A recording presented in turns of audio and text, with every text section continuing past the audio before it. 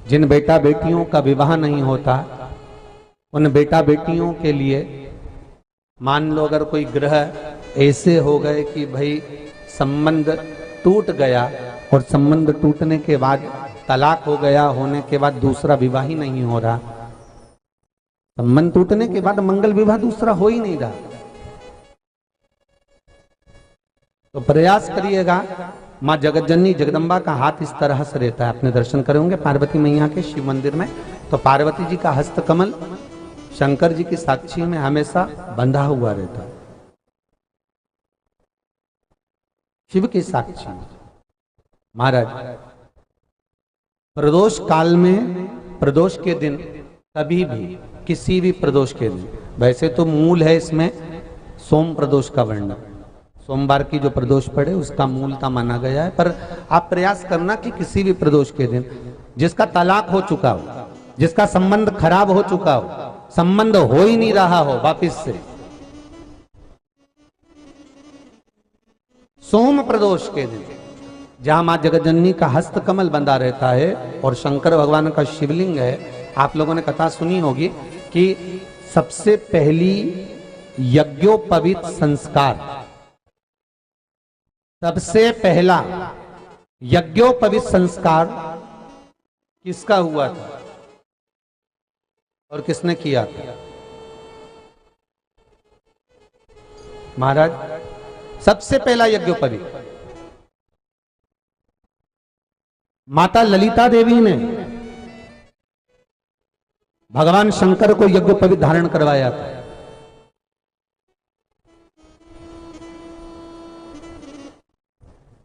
मां ललिता देवी ने सूत्र बनाकर अपने हस्त कमल से भगवान शंकर के सम्मुख में बिठाकर भोलेनाथ जी के हस्त कमल से स्वतः सूत्र बनाया था। भगवान शंकर प्रसन्न हो गए थे, बहुत प्रसन्न भोलेनाथ जी, इसलिए शंकर भगवान ने ललिता देवी को 2 वर दिए थे, एक किसी का अश्रु नहीं देखूंगा, दूसरा जो यज्ञोपवीत समित समर्पित करेगा, यज्ञोपवीत का भाव जो मुझे देगा उसके जीवन में बाधाओं को हर लूंगा। इसलिए आज भी हिंदू धर्म में देवताओं को जो यज्ञोपवीत चढ़ाया जाता है वो उलझा हुआ नहीं होना चाहिए। देवताओं को जो यज्ञोपवीत चढ़ता है उसको सुलझा कर चढ़ाया जाता है, समर्पित करेगा।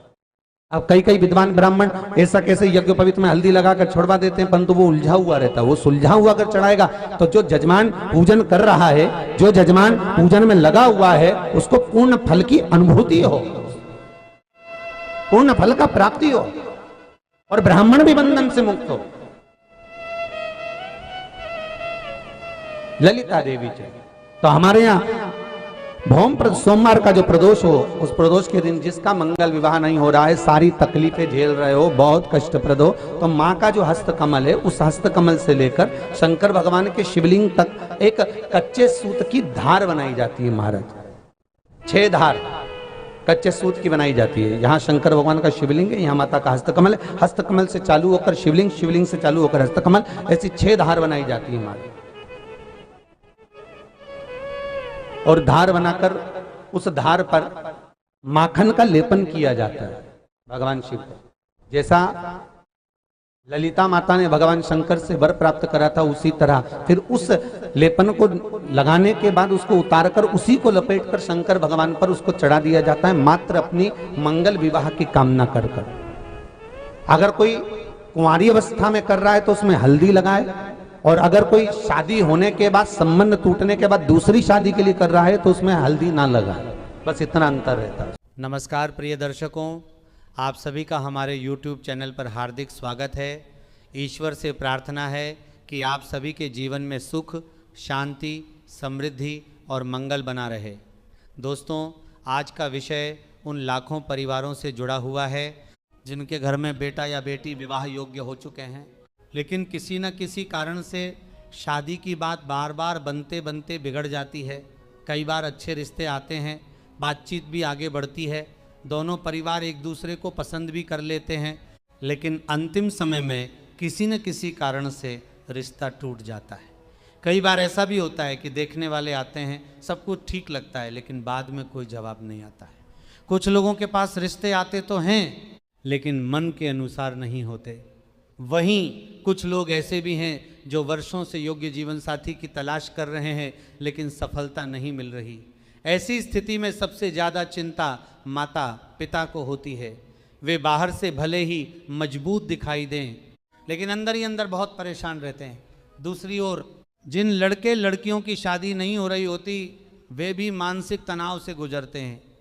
वे अक्सर अपनी तकलीफ़ किसी से कहते नहीं क्योंकि उन्हें लगता है कि कहीं उनके माता पिता और अधिक दुखी न हो जाएं। यदि आपके घर में भी ऐसी ही कोई स्थिति बनी हुई है तो आज का ये वीडियो आपके लिए बहुत उपयोगी होने वाला है।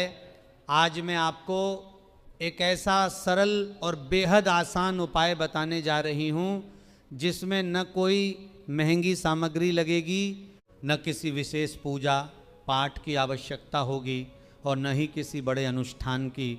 इस उपाय के लिए केवल एक साधारण माचिस का डिब्बा और एक छोटा सा सफ़ेद कागज़ चाहिए। सुनने में यह उपाय बहुत साधारण लग सकता है लेकिन सनातन परंपरा में कई बार छोटे छोटे प्रतीकात्मक उपाय व्यक्ति के मन में सकारात्मक ऊर्जा, आत्मविश्वास और शुभ संकल्प को मजबूत करते हैं। जब श्रद्धा, विश्वास और सकारात्मक सोच के साथ कोई कार्य किया जाता है तो उसका प्रभाव हमारे व्यवहार और निर्णयों पर भी पड़ता है। इसलिए इस उपाय को केवल एक क्रिया समझकर न करें बल्कि पूरे विश्वास और सकारात्मक भावना के साथ करें। लेकिन उससे पहले आप सभी से एक छोटा सा अनुरोध है। आप जानते हैं इस उपाय की संपूर्ण विधि, यह उपाय रविवार के दिन करना है। इस उपाय को विवाह योग्य लड़का या लड़की स्वयं भी कर सकते हैं और यदि वे तूर का, उन्हें बातों तर कर का, नत्तर कर पान कर का किसी कारणवश स्वयं नहीं कर सकते तो माता पिता भी उनकी ओर से यह उपाय कर सकते हैं। यदि माता यह उपाय करें तो और भी अच्छा माना जाता है क्योंकि माँ की प्रार्थना में ममता, त्याग और सच्चा आशीर्वाद होता है। लेकिन यदि माता उपलब्ध न हो तो पिता भी यह उपाय पूरी श्रद्धा से कर सकते हैं। जहाँ तक समय की बात है तो इस उपाय को दिन में किसी भी समय किया जा सकता है, लेकिन यदि संभव हो तो सूर्यास्त के बाद शाम के शांत वातावरण में करें। उस समय मन अपेक्षाकृत शांत रहता है और संकल्प अधिक एकाग्रता के साथ किया जा सकता है। अब बात करते हैं सामग्री की। आपको केवल 2 चीज़ें चाहिए। एक नया माचिस का डिब्बा, एक छोटा सा बिल्कुल सादा सफ़ेद कागज़ जिस पर कोई लाइन, डिजाइन या प्रिंट न हो। अब उस सफ़ेद कागज पर केवल एक वाक्य लिखना है, शीघ्र विवाह या जल्दी विवाह। इन दोनों में से जो शब्द आपको उचित लगे वही लिख सकते हैं। ध्यान रखें, इस कागज पर अपना नाम, अपने बेटे या बेटी का नाम, जन्मतिथि या किसी अन्य व्यक्ति का नाम बिल्कुल नहीं लिखना है। यह बहुत महत्वपूर्ण बात है और अधिकांश लोग यही गलती कर देते हैं। अब इस कागज को अपने दोनों हाथों में लेकर कुछ क्षण के लिए अपनी आंखें बंद करें और पूरी श्रद्धा तथा विश्वास के साथ अपनी मनोकामना करें। यदि आप स्वयं यह उपाय कर रहे हैं तो मन ही मन कहें, हे प्रभु, मेरे विवाह में जो भी बाधाएं आ रही हैं, चाहे वे ग्रहों के कारण हों, नकारात्मक परिस्थितियों के कारण हों या मेरे भाग्य की किसी रुकावट के कारण हों, कृपया उन्हें दूर करें।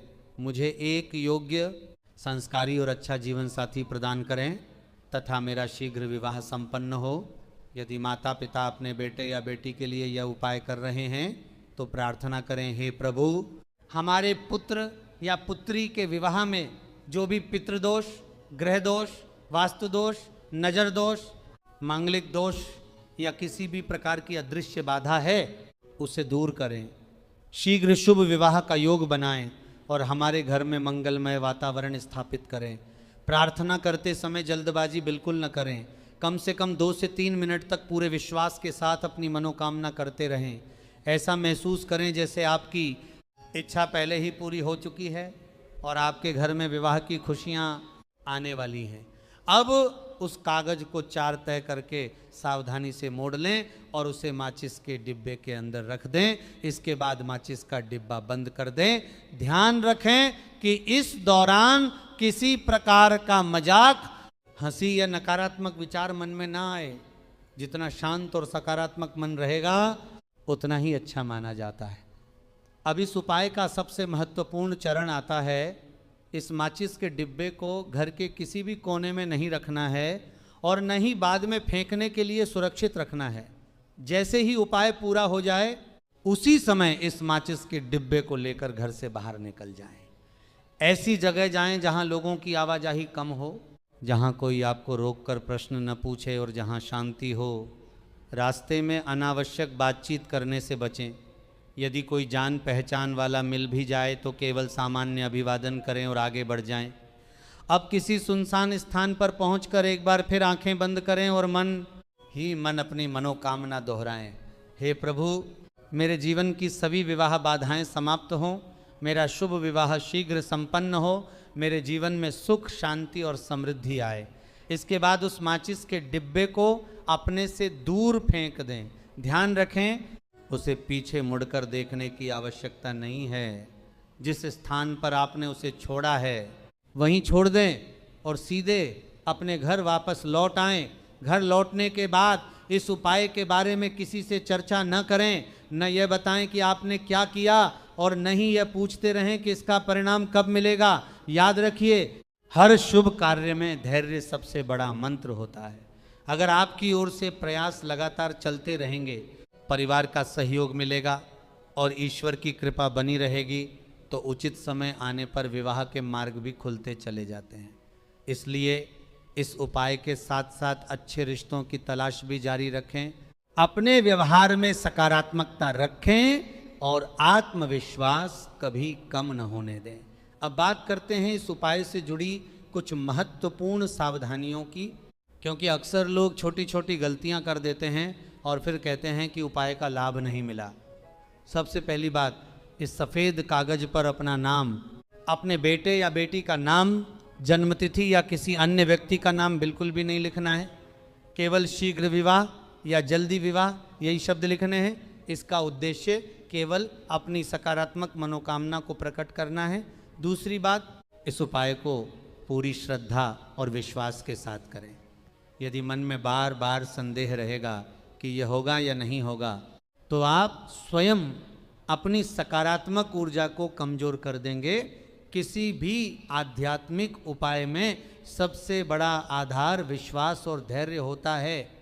तीसरी बात, इस उपाय के बारे में किसी को बताने की आवश्यकता नहीं है, न दोस्तों को, न रिश्तेदारों को, और न ही बार बार लोगों से इसकी चर्चा करें। इसे शांत मन से, बिना दिखावे के और पूरी गोपनीयता के साथ करें। चौथी बात, उपाय करने के बाद बार बार यह मत सोचिए कि अगले ही दिन रिश्ता आ जाएगा। हर व्यक्ति का समय, भाग्य, कर्म और परिस्थितियां अलग होती हैं, इसलिए धैर्य रखें, अच्छे प्रयास करते रहें और ईश्वर पर विश्वास बनाए रखें। याद रखिए, केवल उपाय करने से ही जीवन नहीं बदलता। अपने व्यवहार, बातचीत, आत्मविश्वास और सकारात्मक सोच पर भी ध्यान देना बहुत आवश्यक है। विवाह के लिए प्रयास भी लगातार करते रहें, क्योंकि ईश्वर भी उसी की सहायता करते हैं जो स्वयं प्रयास करता है। प्रिय दर्शकों, जीवन में कभी भी निराश मत होइए। यदि आज आपके विवाह में बाधाएं आ रही हैं तो इसका अर्थ ये नहीं कि आगे भी ऐसा ही रहेगा। हर कठिन समय एक दिन समाप्त होता है।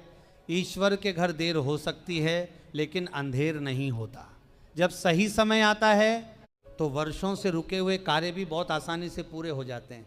इसलिए हमेशा अपने मन में शुभ विचार रखें, अपने माता पिता का सम्मान करें, किसी का दिल न दुखाएं, ज़रूरतमंदों की सहायता करें और प्रतिदिन ईश्वर का स्मरण करते रहें। सकारात्मक सोच और अच्छे कर्म जीवन में शुभ फल लेकर आते हैं। यदि आपको ये जानकारी उपयोगी लगी हो तो वीडियो को लाइक ज़रूर करें, अपने मित्रों और परिवार के साथ शेयर करें, ताकि जिन लोगों के घर में विवाह की चिंता चल रही है उन्हें भी ये जानकारी मिल सके। अगर आपने अभी तक हमारे चैनल को सब्सक्राइब नहीं किया है तो अभी सब्सक्राइब करें और बेल आइकन को ऑल पर सेट कर दें, ताकि आने वाली हर नई वीडियो का नोटिफिकेशन आपको सबसे पहले मिले। और जाते जाते कमेंट बॉक्स में श्रद्धा के साथ अवश्य लिखें, शांति, मेरे जीवन में शीघ्र शुभ विवाह का योग बने, या हरि कृपा से सभी विवाह बाधाएं दूर हों। ईश्वर से मेरी यही प्रार्थना है कि जिन भी परिवारों में विवाह की चिंता चल रही है उनके जीवन की सभी बाधाएं दूर हों, योग्य जीवन साथी की प्राप्ति हो और हर घर में मंगल गीत गूंजें। शांति। धन्यवाद। मिलते हैं अगली वीडियो में।